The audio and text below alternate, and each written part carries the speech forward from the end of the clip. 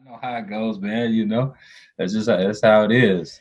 I kind of prefer it that way. It has its challenges, but it's like to be able to do your own thing and like we can get started with this, like the training thing, and be able to do that as your own thing has to be like gratifying and satisfying in different ways.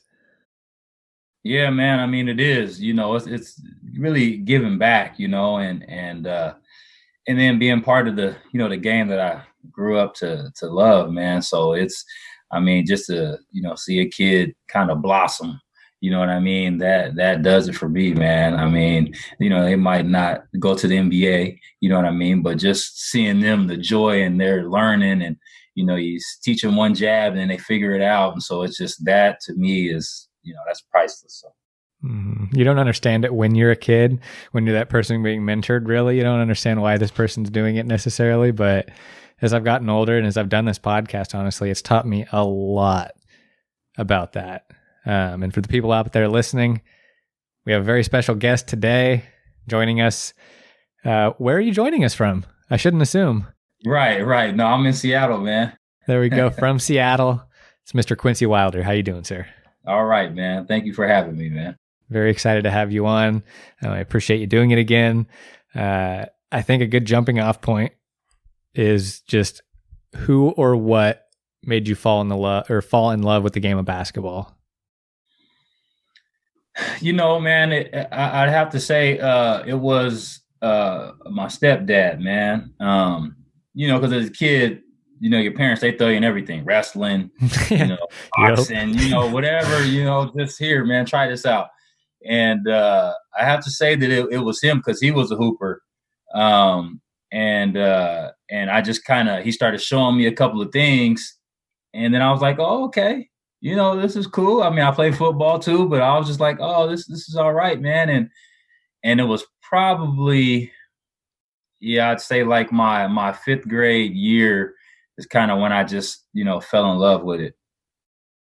Was it like you getting better at the game that made you fall in love with it? Or was it just understanding like more aspects of the game, what it could bring you, like lifestyle and culture and No, it was just me. It was me getting better. It was me getting better. I mean, I noticed, that, when you practice and then you start seeing, the results a little bit. And like I said, I mean, I was young, and back then, I was playing center.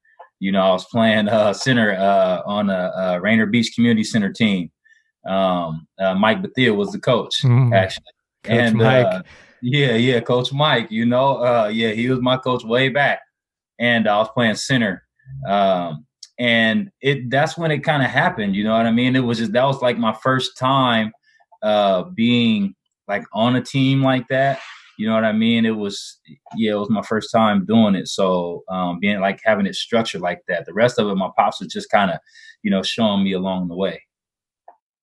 And when you think about, the feeling that training gives you and seeing that kid improve and blossom, how was the feeling of getting better yourself different and like finding your place in the game?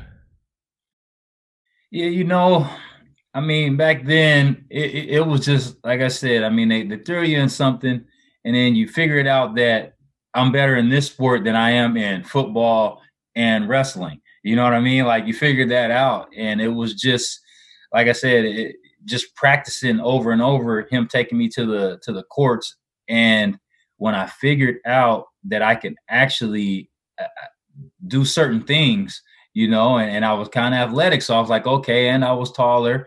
And it just kind of, and then it stuck with me from there. That was like my sport. I threw out everything else, football. I mean, I played football again after that, but it was basketball was my thing, man. And what grade was that again?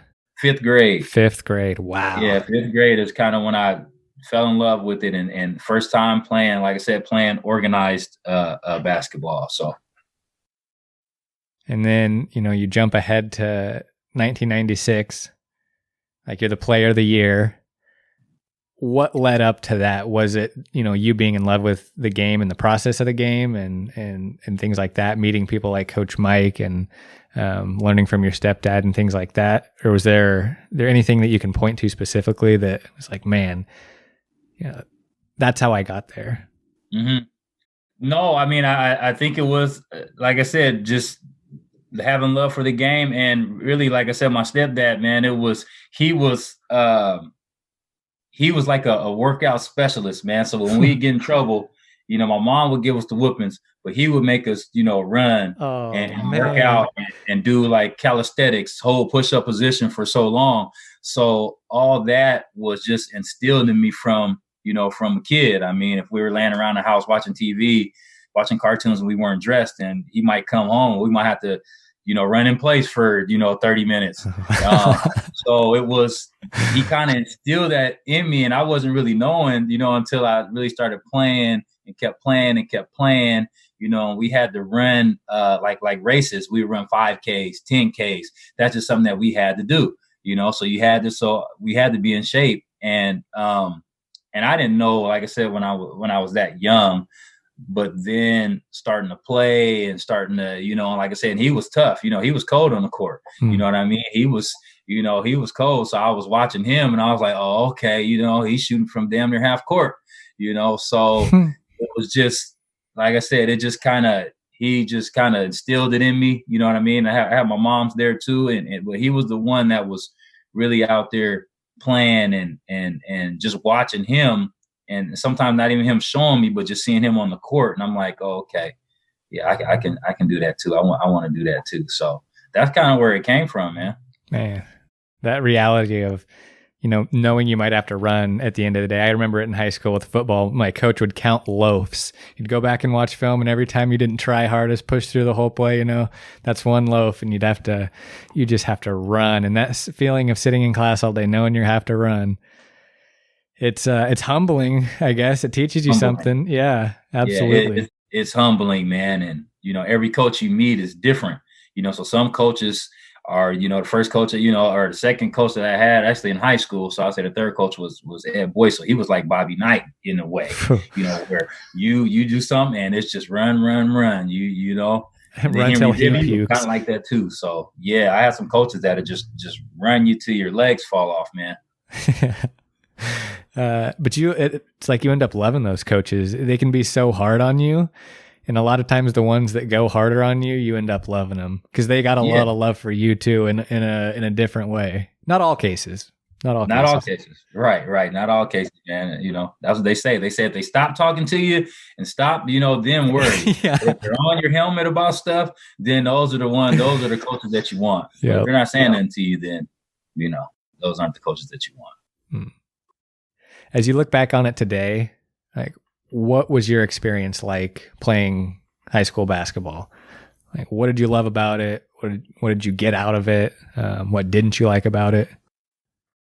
I mean, it was, back then in high school, it was like, I don't know, man, like, it's so hard to describe, man, but it was just like I was in this bubble, I guess you could say. And you're like famous in high school, you know what I mean? And it was fun. I mean, it was, not fun, you know what I mean? You do something wrong and the media paints a bad picture of you, but then everything's good, they're there. So, but it was an experience that you would have to, go through it, to kind of understand, how it happens. I mean, it was, like I said, I mean, it was a lot of fun, man. I mean, I wouldn't change the experience for anything. And then just looking at how things are now with kids in high school is a lot different. But, back then, like I said, there wasn't social media.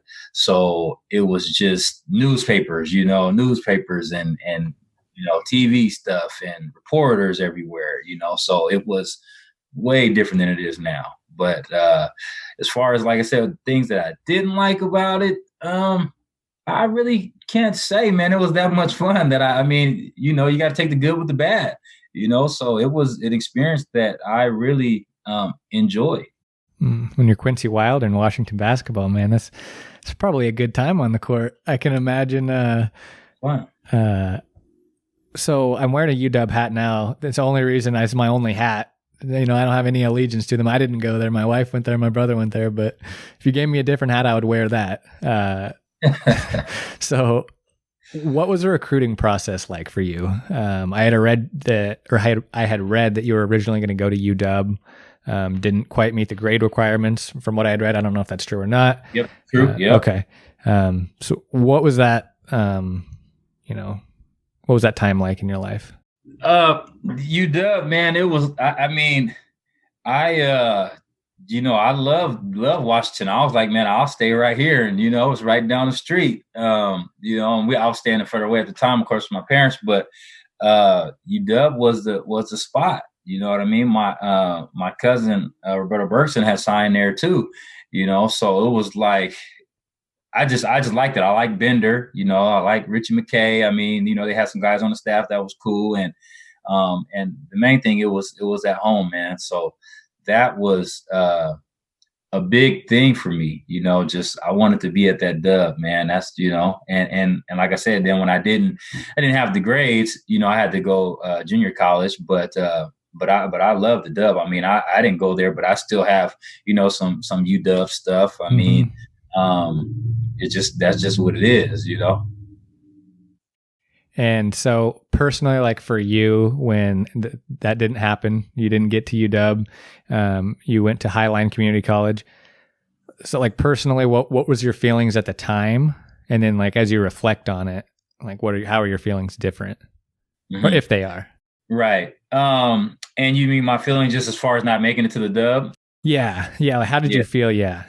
I kind of knew, it was like taking the the SATs and stuff like that. Like I kind of knew there was always a chance, but it didn't like put me in a space to where I was like, oh man, I got to go do this. I just figured that it would just take a little bit longer.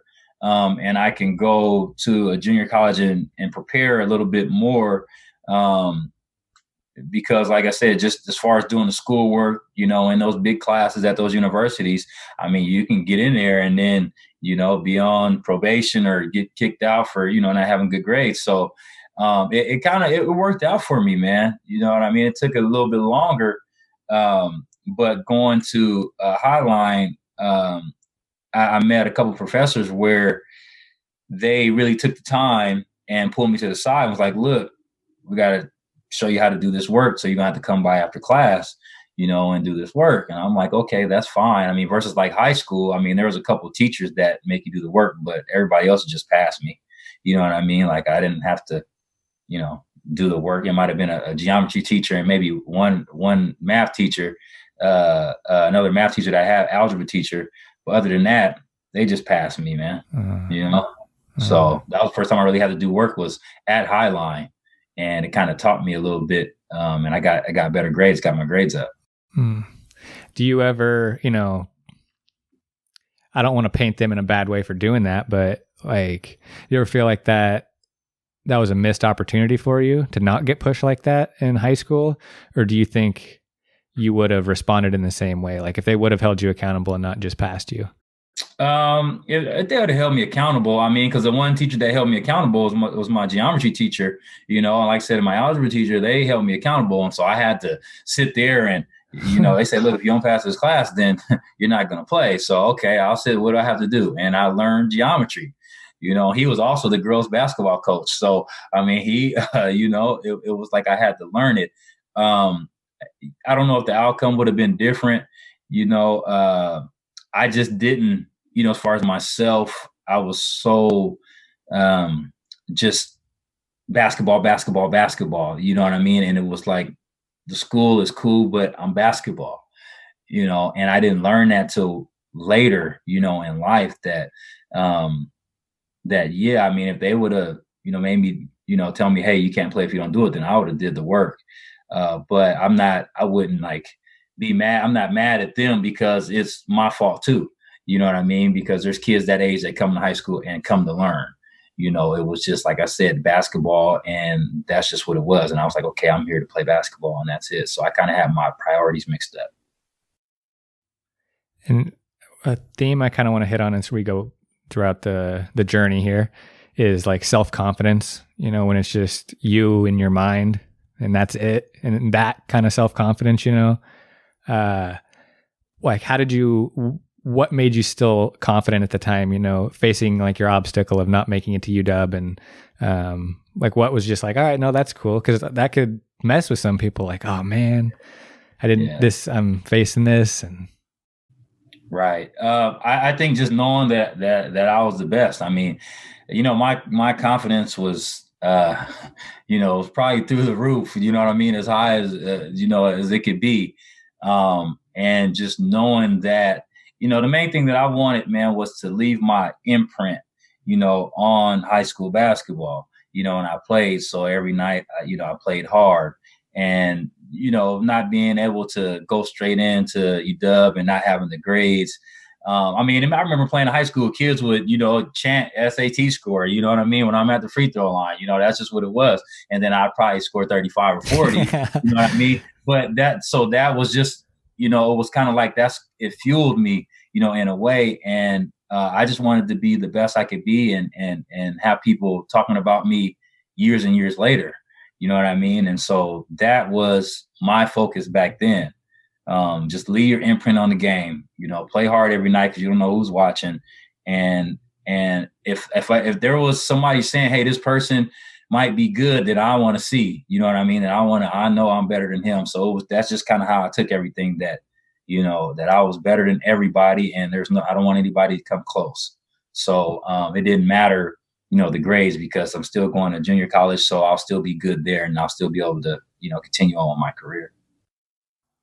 And what do you remember most about your 2 years at Highline? Winning championships, man. That there was, it was, special. We had a special team. You know what I mean? We had a special team. We were a little small, like I said, to compete with the Dub, but we would have gave them a little run, Seattle U, they would have been in trouble. You know what I mean? Just because, we had some talent on that team, and the players, we had great role players too, that just knew their position, and we had a good coach. So it was just the camaraderie and winning those championships there, man, and putting Highline, on the map there. It turned into like a little mini university, you know what I mean, for a second. So I just remember that, and like I said, and all the guys, man, it was fun, man. How was that team different, like that locker room different than other teams you've played on, I think just because, the other teams,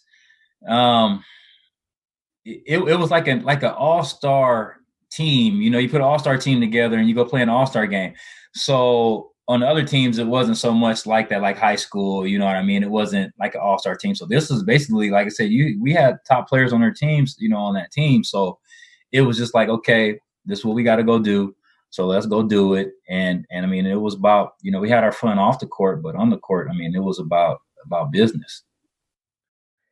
And, when I ask certain questions to it as we get out through this journey, I don't want to come off like I've never made any mistakes or anything like that. That's 100% not the case. Like I've made 100 mistakes, and I don't think I'm in any way better than anyone. So I don't want it to come off like that, but, as you're playing basketball and you're really successful, what was the things that got you in trouble still going on then? Like, where, was it, or did it start later, the stuff that would eventually get you in trouble? It started a little later, and like I said, I talked to you before, my book that's coming out, man, I've been working on it, man. Like I said, it's a process. I know I've been telling everybody, like, look, man, I'm trying to get it done, man. And every time they be like, okay, well, here, just take this back. So it's a process. So I talk a lot about that in there, kind of basically when it started, But like I said, it started, later on. And I just think that, just not being, being in the right, mindset, you know what I mean? Like, I was kind of a nut, you know what I mean, in some ways. And then, on the court, you had these two different sides. So, um, yeah, man, it was just, it's how it happened. And then before we get too ahead of ourselves, can't overlook USC, Mm-hmm. 98, 99. Right. What was the adjustment like from Highline to USC? Yeah, I mean, you go from JC, I mean, and you go, into the Pac-10. And we had, I mean, the Pac-10 is totally different, and we had a lot of good guards in the Pac-10 in that year. Baron Davis, Jason Terry, Eddie House.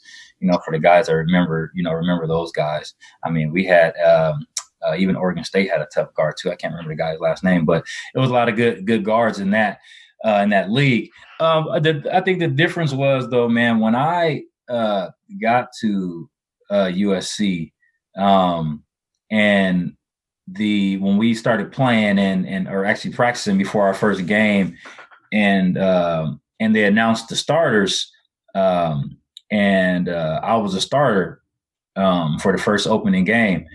And I think the difference was in that whole season was probably about 2 hours before the game, Henry Bibby comes and talks to me, pulls me to the side, because I want to start, I want to spot out right. You know what I mean? The kid wasn't better than me. That's just what it was.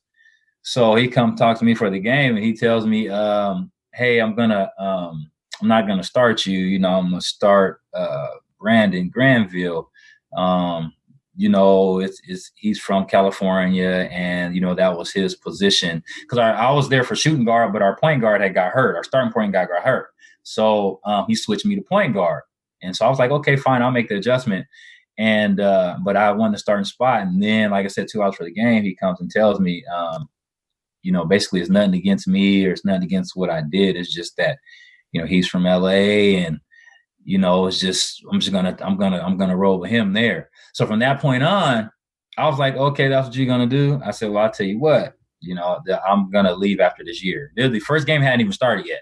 I was like, I'm gonna leave after this year. Right in conversation, I said, I was like, I don't understand. You have the system in place to where we have to compete to be the starter, and that's how he had it. And so that changed everything for me, man, because now I go from that to now I'm battling with him, versus it didn't have anything to do with the court. You know what I mean? It was that, hey, I'm against the coach, and now the coach is, you know what I mean? Mm. And I kind of got in my own way, because, like I said, back then the 6-man wasn't cool. You know what I mean? I don't want to be the 6-man. I felt I earned the starting spot, put the best players on the floor, and he didn't do that. And so now when it's time for me to go in the game, I don't want to go in. You know what I mean? And so when you do that, that carries over into your performance. You know what I mean? And just that adversity, I had never dealt with anything like that, instead of just being able to suck it up, and play, and he knew I was the most talented offensive player on the team, because he told me, you know what I mean? And when I get in the game, he's like, okay, we're going to give you the ball. I'm like, okay, but, I'd be looking at him like this, like, okay, well, what's that going to do? You know what I mean? Like, so, like I said, getting in my own way, dealing with adversity, man, for the first time like that. And in that battle, with myself, that's what, kind of got me there, got me out of there. You know what I mean? Because I was leaving regardless. I just didn't want to deal with that no more. And I never dealt with that before. It's a weird thing, because even if you are right,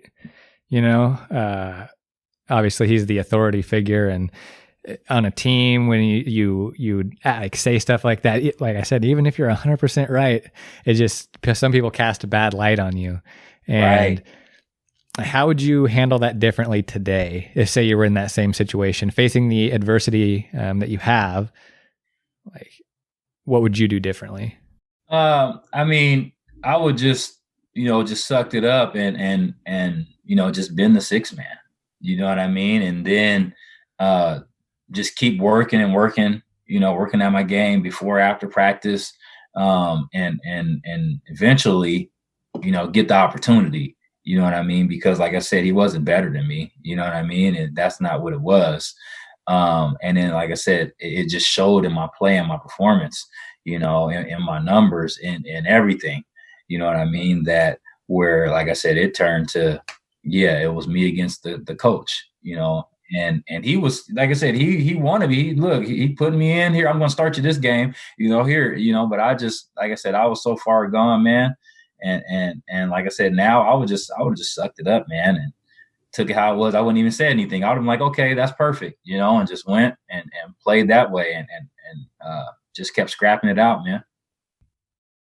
That's the mental part of the game is so crazy. But you talked about, the confidence that you were having in high school and, just couldn't be more confident. And then in this situation, like you're the same player, but the environment's different. Your mind is different. Everything is, so it's interesting. And then, I just have to throw in here before we go too far. I didn't know Brian Scalabrine went to Highline College. Yeah. And then he also went to USC with you. Yeah. Man, I was, I'm sad. Like, I'm embarrassed not to know that, but, I just read a quote. It was, the only problem with Quincy was that he wasn't, like that off the court as well. He was a warrior, but he wasn't a worker. And if he wasn't a worker, our conversation right now would not be this as they talk about, when you hear that quote, like, do you agree? Did you agree with that? Not agree with that? I mean, and like I said, I know Red well, he knows me. Now I could have worked harder, you know what I mean? But I didn't know how to work. That's the difference. You know what I mean? Like, sure, I'll get up some shots here and there. Okay, cool. And, I'm athletically talented enough to, figure out, what to do in the game here. And even at USC, I mean, I still was, like I said, I still could get by, just on athletic ability and being able to play. But like I said, I learned lessons in life later. You know what I mean? Like, when I left USC is when I figured it out. When I left USC is when I figured out, oh, so this is what hard work and this is what everybody's doing. Before I just, you know what I mean? I was just rolling and I work out here and there, but it wasn't 2 times a day. It wasn't 3 times a day. It wasn't getting shots up, all the time to where your fingers got blisters on them. That's not what I was doing, And so, and yeah, he knows that, you know what I mean? And I wouldn't be mad about him or, him saying that. Right. I mean, that's his opinion. You know what I mean? And if I look back at it, was I putting in the work that he was putting in? Nah. You know what I mean? And, I wasn't putting in work that a lot of people was putting in.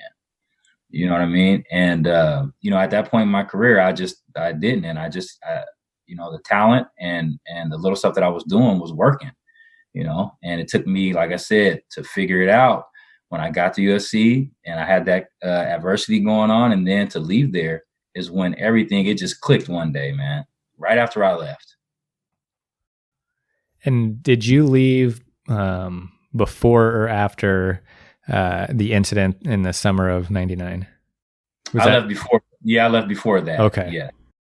So, when I bring that up, at that point in your life, leading up to that, like you're talking about, you're figuring out, you're getting the keys, like, all right, you have the athleticism. Now you have the other part of the game, the like passed down from the elder statesmen and seeing how other people do it. Yeah. And you probably know what night I'm referring to in the night of summer of 1999. So from your perspective, what happened that night? Mm-hmm.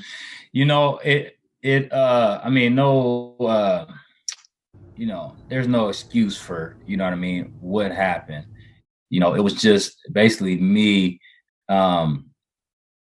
just like I said, man, I was a nut sometimes, you know what I mean?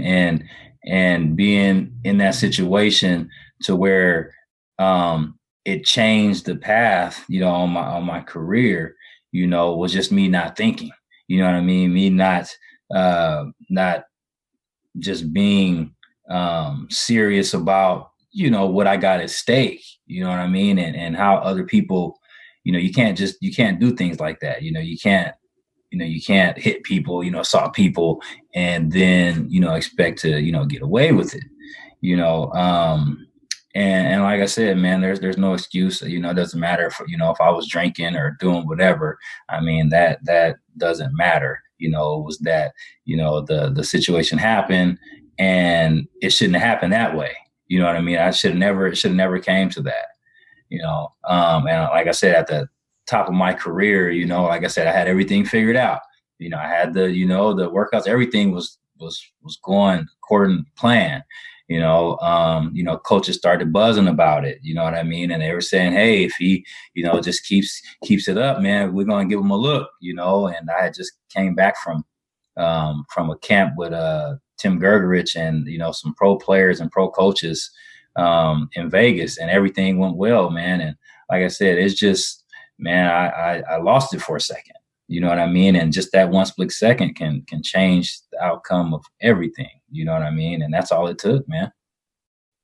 And that's the thing is, many people have had that moment, small or big, that situation where you just kind of, I don't know if you want to say snap for a second, or you just, something happens, and sometimes people get caught for it. Sometimes people don't. Sometimes it's, not, it could be throwing a controller against the wall, something like that. Yeah. Right. But just, right after, were you arrested that night? No. It was, I want to say it was a couple of days later. Okay. Yeah, a couple of days later. Yeah. A couple of days later. And how, take me through that situation. Did you know the police were coming? Was it? No, I'm trying to think of what happened there. I think they had came by, my mom's, and I wasn't staying there at the time. And so then after that, like I said, I turned myself in after that. Okay. Run from the law. But yeah, I turned myself in after that, man, and faced the consequences. I mean, it was, like I said, it was, just a mistake on my part. You know what I mean? And now I got all this stuff, that I'm working towards, and now I have this, my first obstacle, you know what I mean? My first, bump in the road, that I have to deal with, and, at that point in time, it's just like, okay, how do I deal with it? And then how can I get back to doing what I love? You know what I mean? Because you have to, you have to take care of, you do something, you got to pay the price for it. And so I'm like, okay, well, I'll pay the price for this. And then my mind automatically shifts to, okay, well, what can I do next? Okay, what's the next move, after this? And I'm not going to let this stop me or hinder me from doing what I want to do. That's not easy, man. That's not easy. Right. The feeling of thinking you're going to go to jail, or you're going to jail, or you're arrested, is always in movies. Of course, it's always kind of played up and played like that. What was your experience? All right, I'm here. I'm going to be in jail. Did you know you were going to spend 11 months? It was 11 months, right? Yeah, it was 11 months. 11 months. Did you know you were going to spend that amount of time there in the beginning? How did you, first night versus fifth night? How did you feel about that? Right. I knew that, because, once you go to court and they, and they tell you, your lawyer tells you, hey, this is what, you're facing. And so I knew it, you know what I mean? I was just like, okay, well, maybe possibility, maybe they'll show some leniency, but, I was thinking, worst case scenario, okay, I have to do this time, 11 months. And I just, I have to deal with it. You know what I mean? It is what it is. You know what I mean? I got myself into the situation, so I'm not gonna, expect someone to fly in and rescue me out of the situation. You know what I mean? I have to deal with it. And so I knew I'd be there. Yeah. The 11 months, man. And, being there and just receiving, I got a lot of love, man. I was getting letters probably every day, from people just showing love, man, showing love. And that got me through, that helped me get through. And just playing, having different coaches and having the mentality of not being able to break, you know what I mean? And so I had some coaches, like I said, where they would try to mentally break you, You know what I mean? So not knowing, but it prepared me for, going through the things that I've been through. I mean, it got me ready for it. I mean, I didn't know that until I got thrust in the situation. I was like, oh, okay. So I have to adapt and, okay, be mentally prepared. And it helped me, man. I mean, the coaches and just, like I said, being mentally tough, man, it helped me get through that. Was it almost like, solving a problem in a way? You're like, all right, this is what I have to do. That's how I kind of hear you speak of it. I made a mistake. Let me go do what I need to fix this problem. And that's kind of how you got yourself through those 11 months. It's like, hey, I'm fixing a problem. What needs to be done is this, even though it may not be fun. It is this, and this is all I can do. And, yeah, I mean, yeah, you said it right, and you look at it like that, and then it's just like, okay, this is what I have. You know what I mean? This is what I have, and I'm dealing with it. I wouldn't look at it as like, I mean, I guess a problem works, like a math problem, I guess, but you just know this is what you have to do. You know what I mean? And and that's all you can do. There's no one can get you out of that situation.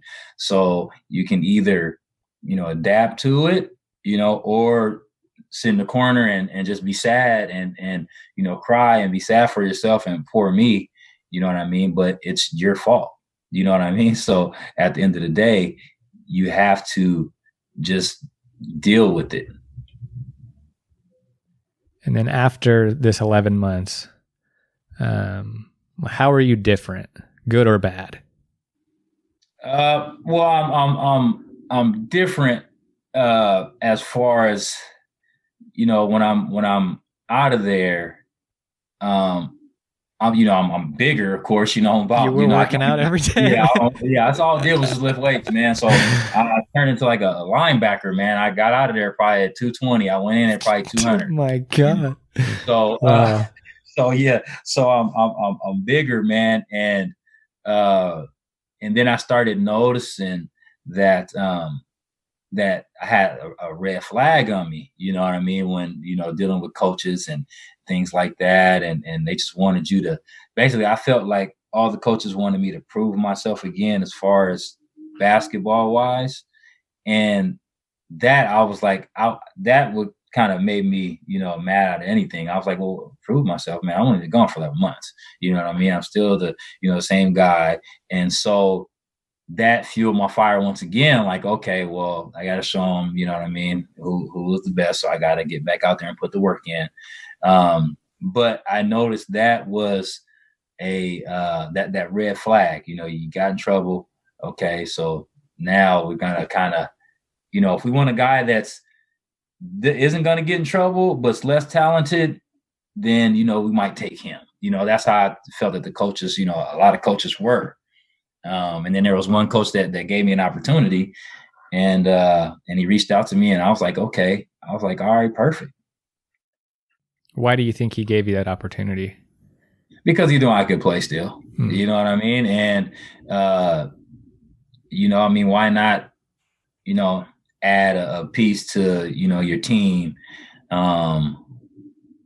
know what I mean? Like, why not? And he just, after talking to him, he kind of figured out, okay, it's, because at the end of the day, we can all be put into a situation, you know what I mean? And it's just, something can happen, and so I think he looked at it like that, like, okay, well, this guy isn't bad, and he knew about me, and he just, like I said, he wanted to give me another shot at it. And help the team out, help me out. And it was good. At some points I was sleeping on his couch, man, because it was way in Olympia. You know what I mean? This is Evergreen we're talking, right? Yeah. So he, look, man, he showed me love. He was like, look, you can sleep on the couch. You know what I mean? We, the dorms, I couldn't afford the dorms. I didn't have a car. Wow. I didn't have no bread, so it was like, you can sleep right here on the couch, man. So I was like, man, he wants me to play. You know what I mean? And so I was like, okay, I wanted to give him my all because he did that for me. So. Wow. Those people are amazing that will go to that extent to to help people. And, I'm sure he had his incentives. Like I'm saying, it's not like you were some scrub basketball player, but you were not like weren't putting up 30 and 4 straight home games, 43 points, the school record there. I could go on, but yeah, shout out to John Barbie though, man. That was John Barbie that looked out for me, man. Coach of Franklin Pierce right now. So I like I said, I appreciate that because he didn't have to, right. You know what I mean? I was trying to get into SU, but it was something grade wise where something I couldn't transfer over or something. So, but yeah, shout out to him, man. Yeah. Shout out to him. Those are amazing people that keep the basketball community going. Was playing basketball different? You were bigger, obviously you'd put some muscle on, but different after you got out of prison for the first time in any way? It took me a while to get timing, to get my timing right. Like, because the game goes so fast. And although, I played in there, worked out every day and did everything, it's just that your timing, from catching the pass to doing a move. I mean, everything was a step slow. It was just, it was a step slow. So it took me a little bit, it took me maybe a month or maybe a couple of months, I would say, to really get going and get that mindset back of, okay, where I was at the top of my game to where I had to put the extra work in, you know what I mean? So then after practice, I have to ride the bike extra hour before and after practice. And I have to put in up extra shots after practice and before to get back into form quicker. And it sounds like you did, though. You did pretty well. And then I had read that you played overseas for a year, but I couldn't find where that was. Right. Yeah. So I was I went to China first. So I went to China first, man. And when I got to China, they and there was no contract. A friend of mine, he looked out for me, man. He always, he's cool, man. Like I said, so shout out to Rich Cho too, man. He's the president of operations at the Memphis Grizzlies right now. Shout out to him, man. He always looked out for me, man. And he hit me up, was like, hey, man, got a job for you in China. You can go out here and play. And I was like, okay. I was like, all right, that sounds cool. China. Oh, okay, Beijing. All right, let's roll. And he was like, look, it won't be a contract. You just have to go out there and just, basically, just trust it. And I got you. So I was like, okay, cool. So first stop was China, man. I went out there and I was there for a couple of days. I was supposed to replace an American. And as soon as I got there, the American guy played well. He had like probably 35 or something. Oh. So it was like, you know what, man, we're not gonna let him go. We're gonna keep him. So I'm like, so wait. So I flew to Beijing for no reason, So like I said, man, shot back from there, but I was still messing with Rich because he ended up giving me another job in Europe. So then I played over there for a little while. And like I said, it was good, man. I mean, overseas it's a little different. You know what I mean? It's a little different, but like I said, it has its things, and I had fun. Yeah, when people talk about it that are usually have nothing to do with actual basketball or skill in basketball, and then I actually talk to the people who did it, it's totally different. It's like, you really think about it, like you get to travel the world and play basketball, like just that starting, getting paid all the time, on time, things like that, maybe different from place to place, but yeah, it is, man, sure. Getting paid to travel and play basketball, like, no, it's nice, man. I mean, you can't, it can't really beat it. I mean, I should, in the league, or, you know what I mean? But yeah, it was an experience. And then kind of take me up to, I have it on my Google Doc here as the big arrest. Mm-hmm. So kind of take me up from, playing basketball to that point and what was going on, things like that. Yeah. So the big arrest for the drug trafficking, basically, I mean, my career was pretty much over. I got hurt a couple of times, you know what I mean? And I was done playing. Just I mean, trying to figure out a way, you know what I mean? Trying to figure out a way that, make some money, you know what I mean? And live good, man. And so, made another poor choice, and started drug trafficking. And like I said, man, when the book comes out, I'll go in the depth details, you know what I mean, of how all that stuff happened. But that led up to the big arrest, man. And that was the thing that changed everything. You know what I mean? You get arrested for drug trafficking and you're facing 13 years, you know what I mean? That'll change your life. 11 months doesn't sound so bad after. No, 11 months don't sound so bad, man. It was like, hold up, 13 years, wait a minute. You only got 10 fingers. Mm-hmm. You know what I mean? So it's like, like I said, that changed a lot of stuff for me, man, just like in my life and how I looked at things, and how I look at things now. And again, like you're going to have your book and go into all the details, but just for everyone's understanding, drug trafficking different than drug dealing. So it's drug dealing. I mean, they got so many different versions of you got trafficking and then you got possession. So it's just a bigger amount, when you get into the trafficking. I see. Okay. Man. And again, in that moment, I don't know if it was like you see the lights go in your rearview mirror, but just what were your first thoughts and feelings? Like, did you know it was serious? Like, I didn't know how serious, because I didn't know their laws. You know what I mean? I didn't know their laws, and so, and when I was thinking to myself, like, man, I should have studied the laws out here before I started, so I started doing this in Idaho, man. I didn't look at the laws or nothing. Idaho's not the state, huh? Oh yeah. Oh man. So, and then, so talking to, like I said, just talking to the lawyer and like, what, this is just, I got to do this mandatory. Like, this is what I have to do. No, no breaks, no, no, nothing, huh? So, I mean, when I learned about that, it was like, okay, now this is a battle. You know what I mean? Now this is a test of, of the mental here. You know what I mean?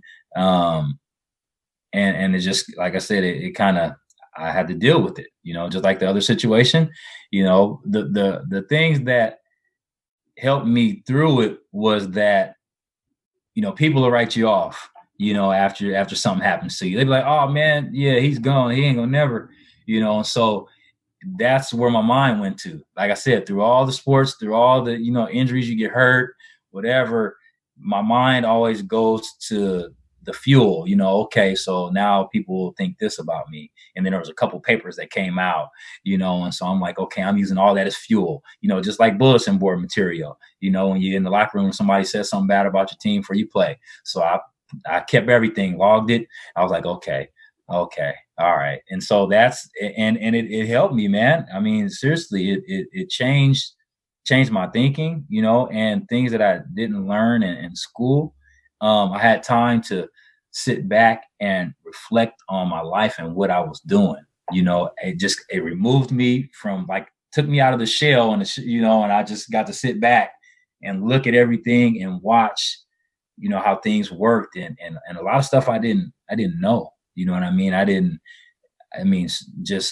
Credit, how important that is, school, doing your schoolwork and real estate, like all this stuff that they didn't teach us, you know what I mean? Or I wasn't listening. And then a lot of times in Black communities, we don't get that stuff filtered down. You know what I mean? We just go, playing sports. And that's what I was. I was an athlete. And so I was able to sit back and look at it like, okay, so I was the puppet, you know what I mean? And I was just the athlete, and they passed me, and that's how everyone looked at it, and then I started looking at it differently. Like, okay, I was the athlete, but why can't, I can do other things. And so, I studied, man, for those 13 years. I did a lot of studying, a lot of reading, figuring stuff out, man. And that changed my life, man. And I said I was going to hit on confidence throughout this, but I can't find a point where, you were down and you were doubting yourself. Even facing all of this, it was like, let's go to work. Let's see what I can do. Let's go to work, man. You know what I mean? Let's go to work. I mean, because my support system, is so strong. You know what I mean? My circle is so much smaller now. You know what I mean? But as far as like just family, my mom, my stepdad, and my brother, it's like, and a couple of coaches that that were there, and a couple of my partners. It's so strong that it's like that's your backbone. You know what I mean? Like, okay, regardless of something goes, all the women, they'll leave. You know what I mean? Like, they'll leave. You got some friends that was hanging around with you in a circle, they'll leave too. You know what I mean? But it's these people that stick with you and stay behind you. Then it's like, okay, well, that's all I really need. You know what I mean? That's all I really need, man. And that's what got me through it, along with the bulletin board material that I had from the newspapers, and from I was just hearing things, and I was like, okay, well, all right, this is what I have to do. And so I'll train my mind, my mind and my body, to be to be strong and to make it through it, because you got to take care of both, and so that's what I did. I mean, I worked out every day, lifted weights. I mean, it was just, I read and kept reading, and that's what it was, man. I hope whatever gene that you have, like, that is this resiliency without cockiness or, an unwillingness to change or reflect within. Like, I hope whatever gene that is that you have is passed on for generations and generations, because that's amazing. Because it's one thing to say it and it sounds good and everything, but to be in that, it's just you're battling with yourself, and that's the hardest battle, and you figured out how to do that, because that's isolation. There's no one you can lean on. It can go one way or another, and it's easy to build habits in the wrong way, especially in a new situation like that.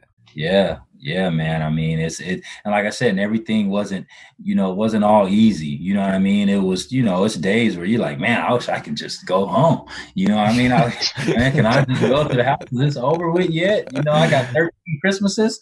Are you serious? Oh, so it's like, and once you learn, to adapt, and what like I said, what helped me was, like I said, the support system. And I kept finding things to keep my mind, occupied. I kept finding stuff, okay, I'm gonna learn Spanish. Okay, so I learned Spanish. Okay, I'm gonna learn something about real estate. Okay, I'm gonna go through the dictionary and figure out some words that, that maybe I don't know and didn't know what they were. So I did that. I mean, okay. I mean, it was just, okay, credit. Okay, how can I fix my credit? Okay, this is all right. My credit is this. So but everything you got to do by writing. You can't get on the phone, unless you want to call your people and say hello, but everything comes from, right, man. And like I said, I try to tell kids, what my mission when I got out of there, it wasn't to become a coach or train, that's not what it wasn't that, it was to help people that were in situations like mine, how to help them have an easy transition, or how to help them stop, before they get to that point, because, everybody's not like that. Everybody can't, everybody doesn't make it out of there, so that was my mission. I'm like, okay, I'm gonna go help these people. This is what I want to do. And it still is, I want to get on the stage and I want to tell the story, and I want these people to listen, and it still is something, a goal of mine. You know what I mean? It's just now that I'm doing the coaching and the training, that I'm doing that. But I have reached out to some people, and it's been a little while now. It's not easy to get into Raymond Hall or to get into the detention centers. You know what I mean? So it's not easy to do that. And they don't want you just to come talk to the kids and leave. They want you to develop like a curriculum, you know what I mean? To where it can really help. And like I said, man, that's the ultimate, goal, you know what I mean? And I haven't slacked off on it, but I haven't been in contact with some of these people, man.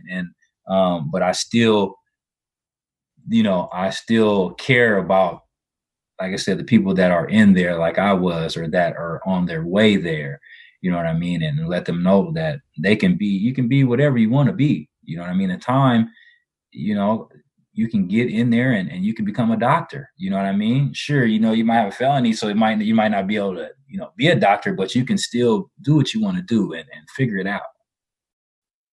With each little mistake, you can feel like your life is over. And like I said, I've made a lot of mistakes too, but at every adversity or mistake in your life, it's like, boom, let's move forward and let's get better. And to be able to share that with other people is like, that's an amazing thing. And before I forget, I want to talk to you a little bit about the people in there. You talked about, wanting to help them, obviously. What are the people like, if you had to describe it? You've been in different locker rooms, you've been in USC, Highline. What were the people like, if you had to explain it? Right. I mean, they're totally different, because for one, you don't want to make friends as far as like, people that let's hang out after we get out of here. I came by myself, so I'm gonna leave by myself. But just learning, like, there's people that are doctors in there, there's people that are lawyers in there. So you can pick up, game, or, from other people. Like, you can learn things from other people. Of course you have some people that deal with their time differently, you know what I mean? And it's just, you respect everybody, and but you don't treat them, any differently, because everybody's story is different.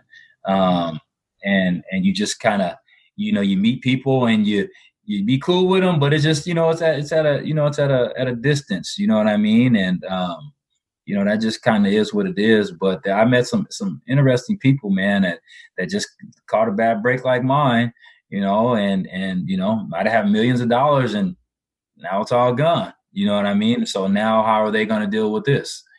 So it's a big pool of people, basically, in a big warehouse. That's kind of what it is.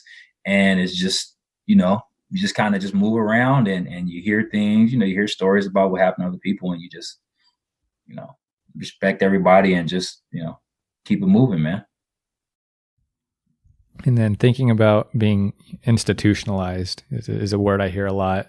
Mm-hmm. And I just watched The Shawshank Redemption, so I think about it a little bit too. And like, what does that word mean to you and your situation? I think that, I've met people that are institutionalized, and it's I don't know if it has to do with a certain amount of time that they do. Like, if you do 20 years and you're it has not. And I know it doesn't have anything to do with the time. I just think that it's the mind. You know what I mean? I think it's the mind, and they become so accustomed to being there, incarcerated, that they don't want to go home. You know what I mean? And that's all they talk about is incarceration. And then when they get out, they don't know what to do, and then they come right back, because that's basically home to them. So I know plenty of people that were in a situation like that. For me, like I said, when I hear the word, my mind goes to people that are institutionalized, because there are some people like that. But when I was there, it was like it never crossed my mind, because I would see someone that was, and I'd be like, oh yeah, we're like, you almost like comparing, like, oh yeah, no, that's not me. You know what I mean? Like, oh, and like I said, I think it's with the mind, man, and that goes, like I said, back to all the trainings, all the coaches, the support systems, and then the bulletin board material, to where your mind is just, it's a certain way, it's military minded. And that's what it is. People get, deployed to, that's what it was to me. Like, I never been deployed, but I just took it like, okay, I'm off of the map right now. You know what I mean? And can't talk to my family, and I'm basically just isolated. You know what I mean? And I mean, that's what it was, man. And I like to shout out too, man, to a couple of cats, man, that looked out to me, man, too. When I was there, man, because like I said, you go through some things, and sometimes you didn't have money, sometimes you didn't have this, or sometimes you didn't have that, man. So yeah, I just shout out to my partner, Bondface, man, and his brother Matt, man, because they looked out for me, man, when I was there. They shot me. So they shot me some stuff and looked out for me, man. So I like to give a shout out to them too, man. Just because, like I said, people are few and far between, man, outside of your family. I mean, it is, man. If I forgot about anybody, shout out to them too, man, because like I said, there was some people that showed me some love, man. And that's big, man, because you got to think, if you're off the planet and then, you got somebody that looks out for you, like, oh man, that's so cool. That means so much. You know what I mean? Like, I'm in this little place, and they go out of their way to send me a letter, man. Shout out to everybody that sent letters to me. Like, that gets you through, because you get it and you're like, oh man, this is crazy. You changed my life, and hope you're doing all right. So, I mean, there were some letters that I got like that too, man, that they add to the fuel. You know what I mean? It's like, oh yeah, I got to get back, man. You know what I mean? And so, yeah, man, I mean, I'm blessed, man. I mean, that's the truth. Wow. Before we talk about the release, did you ever play basketball? Like, are you allowed to play basketball? Yeah, man, I played. Yeah, I played. I played a lot, man. I think, they if I had a jersey, man, they would have hung it up in the rafters, man, when I was there, man. Let's make that happen now. Yeah, but yeah, I played a lot there, man. I think my first probably, 6 or maybe 6 years or something like that. Like, I was just, playing all the time. You know what I mean? And like I said, when this book comes out, you'll figure out why I stopped playing. Okay. But yeah, man, I was playing all the time, man. And I mean, like I said, working out was second nature. So I just wanted to make sure I stayed active, man, because I didn't want to get out and just, people like, oh man, he's, rusty looking and just, you know what I mean? So I was like, okay, it's, I mean, you do the time, but it's like, I used to tell people, man, I got the fountain of youth in here. You know what I mean? Like it preserves you. You know what I mean? Because you got to think, out on the streets. I mean, you're pretty much, if you're locked up, you're there, and you're, just eating certain things. You know what I mean? And you can only do certain things. So you can't, you're not smoking, you're not drinking, you're not, you know what I mean? It's just, it preserves you in a way. And that's why you see people sometimes, they might get out and they look like they're 20. You're like, well, man, it's just, I mean, it preserves you. So that's really the only, good thing, about that, if any. So, yeah. This jumps ahead a little bit, but I would want to know what makes you proud. Like, when you look back on your life and the things you've went through, like, what makes you proud? Makes me proud. Just, I mean, like I said, man, just being blessed, man, and having my family, around, and a couple of close friends, man, that were around, man, when things were down. So when I'm riding, and I'm going to training or something like that, and I got a long way to go, I sit back and I think about, the things that I'm thankful for.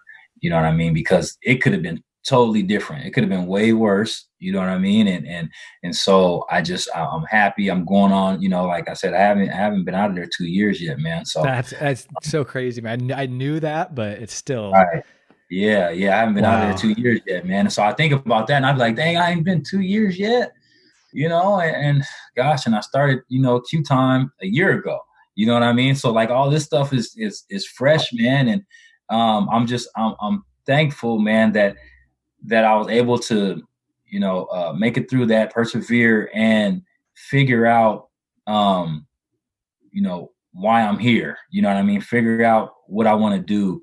And I was able to, work a job. Like, I had my first job was in there. You know what I mean? Like, a first real job. You know what I mean? Like, when I got closer to getting out, I had to go for an interview, for a real job. And I didn't know how to do a job interview. I hadn't been on one before. And so just going through that experience, and working janitor jobs and dog training. I did dog Dog training for training some was years. what I wrote down. That's Dog so training, interesting. man. Dog training, man. I was a dog trainer for like 6 years, man, and wood shop and just picking up all these trades. Like I said, man, they were just adding to like everything that I had. And so I was like, and so that kept giving me confidence. I was like, ooh, you know what? Ooh, when I get out, it was just kind of like that. And then I learned how to like sell cars. And so that was my first real job to like where I was making money doing that. And I was still incarcerated, you know? So that it was just like, it helped me, my transition, on the way down. It was like, okay, I got some money in my pocket. Now I can kind of do what I want. I don't have to get out and try to figure out, okay, where I don't have any money. So what I'm going to do, it helped me, man. The biggest thing was one of my happy moments was, man, when I was working at a car dealership and I bought a car before I could get out. I was still incarcerated. Man. You know what I mean? Yeah, I was still incarcerated, man. And it was like my gift to, what I told myself, I was like, and this is in my book too, so I'm kind of spoiled. But you know what I told myself, I was like, I bought the car and I was like, this is going to be my sanctuary. So I want the car to be nice to where if I have to get away, you know what I mean? I can just sit in the car and, it's got the red seats, the red leather seats on it, where I can just sit there and just kind of think about where I was at, man. And so I did that purposely, you know what I mean? So if I need to get away, I can just go drive, you know what I mean? And I can, release and do everything I got to do, man. And, yeah, man, it was, yeah, man, like I said, man, I'm blessed, man. And just to be able to do that and have the car coming down off of the semi truck, you know what I mean? I sent it to my friend's house and, brand new car, coming off the semi truck. And it was just, that was, it's just a car to, but it was just like, I was like, okay, I'm building now, you know what I mean? Now, I'm back and that's my sanctuary. I mean, it really is. I'll just go drive, man, and get some air. That's huge. And another thing that stood out to me was you gave your girlfriend a planner with your goals in it. This was May of 2019, right? Yeah. And now you have She gave me the planner. She gave you the planner? He gave me the planner and was like, have you ever used a passion planner before? And I was, man, come on, man. And it's, it's right here. So, yeah, so she gives me one every year. And it's always close to me. You know what I mean? And so this is like, you got like, it just helps you kind of line stuff out. You know what I mean? And you just write down, your goals. You write down 5-year goals, 10-year goals, year goals. And so, in the beginning, I wasn't even writing it. I was like, man, and then I was like, hey, can I have that passion planner? I got some stuff I need to write down. So it helps me, man. That's huge. Just getting that down and organization in life and everything like that is huge. Another great skill to pick up. And now, talk about being out in just a couple of years, you have Q time basketball and, training for basketball. And I had read a story about a young kid who came to you, and man, you just had to start with the basics and you got to see him grow. And we talked about it a little bit in the beginning, but just that feeling of seeing someone succeed and helping someone succeed, being different than playing, that kind of feeling. How did you know about that before you got it? Like before you started training, what did you remember the people that impacted your life? Well, it was, yes, it was, we had to, we worked, a lot of, like clinics for kids, like even, in high school, like my coach would have clinics and, we do these basketball camps for kids. And so that's kind of where it came from. It was just, being able to help, like I said, I get so much joy out of, like I said, teaching the kid a jab step or even fundamentals. And then they get it and then they figure it out. And it's like, okay, now you just kind of see their brains working and they want more. And so that brings joy to me, man. Because I do that first. I mean, it's fundamentals first, with whoever I trained, regardless of the age. I mean, I had a 5-year-old kid that I started with, and that's just what it was. I mean, I started that way, and I was just exchanging money for gym space. I wasn't making any money. I was just exchanging money for gym space. But the thing was that I wanted to do it, and I know that a door would open up sooner or later, and I just kept rolling, man, and rolling and rolling. So just seeing the kids blossom, man, and I don't care if they never play high school basketball. You know what I mean? It's just they're willing to learn. You know what I mean? And so I give them a little game, and I always tell them I give them tools for the tool belt. They got this tool belt. All I'm doing is just giving you little tools. I can't go out there and build the house for you, but I can give you little tools, and then you figure out when to use them and how to use them. Is there anything that you learn about yourself dealing with kids and training them and just interacting with them? Yeah, that's where I belong. That's the space that I belong in. I mean, it's like, you don't have to, train, all pros. You know what I mean? They're already, polished up. You're just giving, you're just rebounding for them, maybe showing them a couple of things. But with the kids is you have to figure out, like I go home and I figure out, like, okay, that was good practice, but how can I really help this kid? You know what I mean? Like so when I do this, I don't just go to the gym and be like, okay, I'm gonna wing it today. And this is like, I write down everything, and it's a practice plan that I have on my Microsoft note, my OneNote that I draw up and times and whatever we're going to do. So it's me, like, that's what I battle with. Like, how can I help this kid? Okay, that wasn't a good day today. I got to figure out what I can do to help him. So I watch video, so I record the videos of my trainings, and I'll watch them, and I'll sit here for hours, and I'll be like, okay, how can I help? You know what I mean? And so that's now what I battle with. I really want the kid to be able to play. And if he wants to make the high school team, I want him to make it. So how can I help him? You think about all the skills you have to have as a trainer and running a business just in general that have nothing to do with basketball. Yeah. Do you feel like, things had to happen the way they did for you to be where you're at and be able to do what you're doing? Man, I don't know. You know what I mean? I really don't know because if things didn't happen, maybe I went to the league and then got hurt and then started doing this. You never know. Right. I don't know, but now that I'm here, it's like there's so many kids out there that skip the foundation. They have talent, and there's a lot of good trainers, and there's some that skip the foundation. They just start putting in windows. You know what I mean? There's no base on it. And so, like I said, I try, that's what I'm doing. Like, I'm trying to bring back the foundation, bring back, and like I said, a lot of trainers do teach that. But I'm big on that. You know what I mean? I'm big on, starting the house, from the ground up. And that's how I look at the kids, on the platform. Like, okay, maybe we got to back it up. Okay, maybe I can move forward with this, but yeah, man, this is where I'm supposed to be. And it's not easy. I didn't have it figured out, when I first started training. Like, just because you play don't mean you can train. You know what I mean? Those are totally two different things.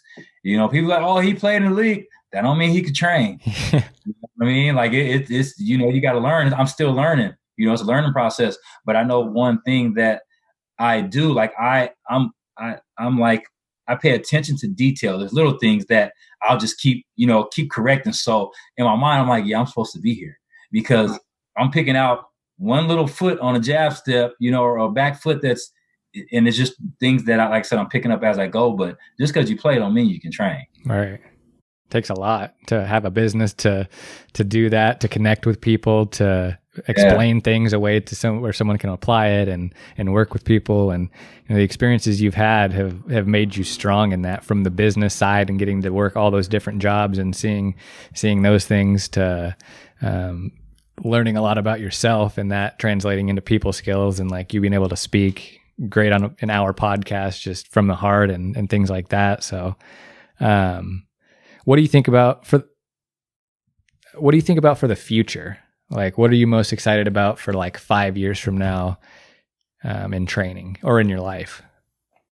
I mean, in life, man, I mean, I'm just, like I said, man, I'm blessed, and I take it really one day at a time. I can say, like, I have my 5-year goals, that are in my passion planner. You know what I mean? That I do have. But the main thing is, man, just being in this space, and 5 years from now, I want to still be helping the kids.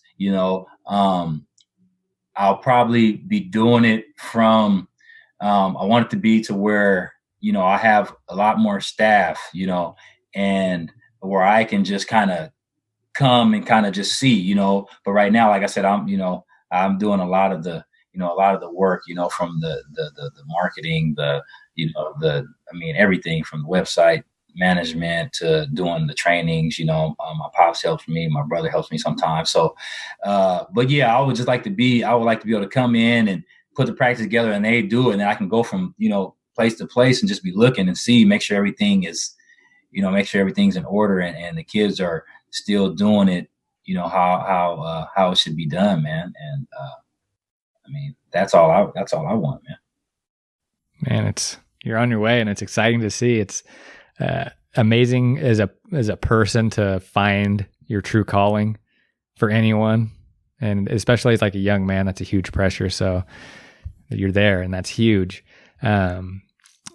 Just for all the experiences you've had, I think this podcast has been a great source of advice for people from all different situations, all different points of their lives, wherever they're coming to us from. But if you had to wrap it up, with just a piece of advice for them, maybe a person that was in your same situation, whether it was making a mistake once or whatever it may be, what advice for you have? Well, first, man, you can do whatever you want to do. It's just a lot of us are conditioned, not to take the big leap, or not to, dive into something head first. You know what I mean? I would tell them that nobody can stop you but you, and for me, like I said, I was selling cars, and I just stopped. I just said, you know what, man, I'm done. I'm gonna start training, and I started with nothing, so but like I said, we're conditioned not to do that, do what's safe. You know what I mean? And sometimes you got to just dive in. I know a lot of people, man, they just thought, well, you know what, I'm opening my own business, man. I'm selling t-shirts. I'm diving in. And some people are like, oh, wow, that's hard. Mm-hmm. That's how people look at it. Yep. Oh, that's your own business. That is hard. He's not going to do it. But that's what, that's what stops you, and then don't listen to other people, as far as, take heed, on the things. But some people, and I did a post about this the other day, talk you out of your own idea, and they don't even know it. If I say, hey, I want to buy a house in Brazil because of whatever, and oh man, that's tough, man. And then you start thinking about it, you're like, yeah, that is tough. Okay. And then you don't do it. You know what I mean? Like, but the person didn't purposely try to talk you out of buying the house in Brazil. They were just saying how they feel, and that's all it is their opinion. People take people's opinions too seriously. If it's something that I want to do and I want to do whatever it is, I don't care what it is. And they have an opinion like, man, I don't know, man. That's, costs a lot of money.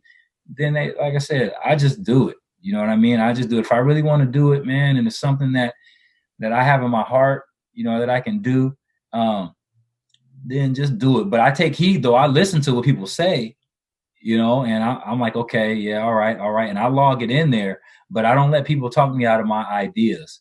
If you're, whatever it is you're doing, buying a house, buying a car, buying whatever, you know what I mean? Then just do it, man. And your goals and dreams, just do it. Don't let anybody tell you can't be a doctor because you got to go extra schooling, and right now you don't have the money to do it. You know what I mean? Then so that first, man, and last, really just whatever it is, that you want to do and it's in your mind, that's legal.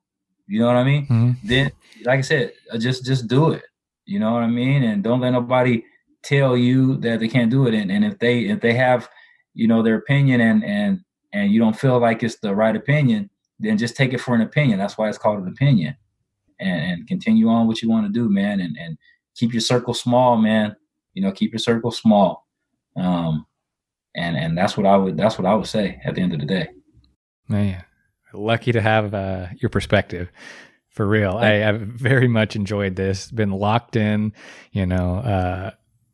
just from, not only your experiences, but your perspective and like the way you are is pretty awesome. And I'm saying that, never even have met you in person. This is over a Zoom call. So I can't imagine what the kids you deal with feel. And they probably don't have the same conversation, but you're still that same person that brings all of these same qualities to the table. And that's